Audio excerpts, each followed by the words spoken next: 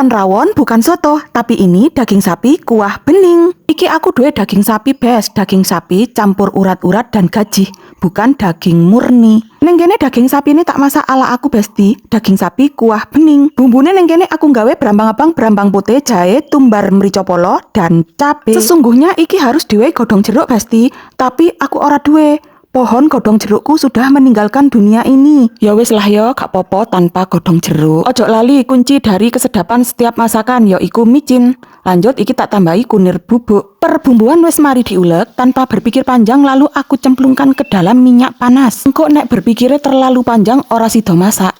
Bukankah begitu besti-bestiku? Iki bumbune wis mateng, masukkan daging sapi sing wis digodhog empuk dan diirisi cilik-cilik. Iki yo ono belungane sapi barang besti.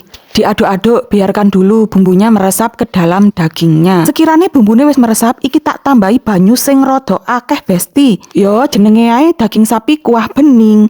Ya dudune kudu sing akeh. Nek maem ngene iki diharuskan kuane panas.